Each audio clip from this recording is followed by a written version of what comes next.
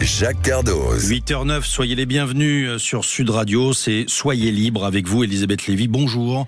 Bonjour Jacques, bonjour à tous. Vous revenez sur la mésaventure d'Eda Elisa Pilz, interdite d'avion parce que trop court vêtue. Et oui, on aurait pu craindre que cette Allemande de 25 ans, influenceuse fitness de son état, affole plutôt les portiques des sécurités, car je ne jurerai pas que toutes les pièces soient d'origine. Mais passons, et non, elle a été stoppée à l'embarquement car elle était en tenue de gym, une brassière, c'est-à-dire un soutien-gorge à peine amélioré, et un short moulant. C'est pas beaucoup plus couvrant qu'un maillot de bain, et plutôt moins saillant à juger par la photo qu'elle a publiée.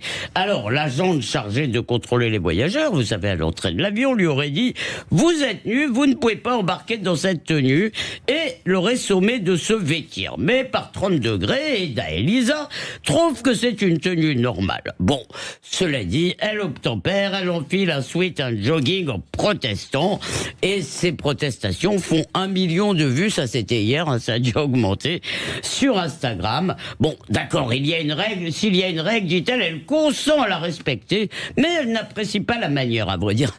Beaucoup de gens la soutiennent, probablement parce qu'ils sont enragés contre les compagnies aériennes. Alors la Lufthansa a-t-elle le droit d'imposer une règle ? Oui, comme toute entreprise privée ou publique, si c'est justifié. Le problème, c'est qu'il faille imposer des règles. Certes, à part les passagers de business qui sautent dans une réunion en arrivant, en sortant de l'avion, plus personne ne s'habille élégamment pour voyager comme autrefois, quand on prenait les diligences, cher Jacques. Non, on ne s'habille plus pour aller à l'opéra, alors pour prendre un avion low cost où on paye son café en poudre, faut peut-être pas trop en demander.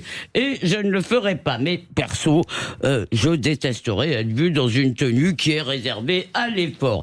Mais surtout, on ne devrait pas avoir à rappeler à qui que ce soit qu'on ne se balade pas torse nu en ville, qu'on ne va pas au lycée en claquettes chaussettes, ni au bureau en maillot de bain.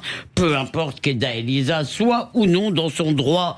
Le problème, c'est qu'elle a oublié la civilité spontanée, la décence commune qui nous permet de vivre ensemble, particulièrement quand on est confiné dans un espace réduit, vous voyez, dans un avion.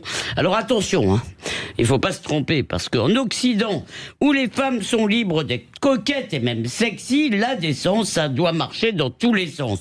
Ne pas trop montrer, certes, dans un avion, ne pas trop cacher non plus. La Lufthansa, qui est une compagnie occidentale, a eu raison d'envoyer Eda Elisa se rhabiller comme elle l'aurait fait, par exemple, pour un homme qui serait arrivé torse nu à l'embarquement. Mais, j'espère qu'elle demande aussi aux adeptes de la burqa de montrer leur visage. Désolé, voir des femmes habillées en Belphégor, ça me fait mal au sein.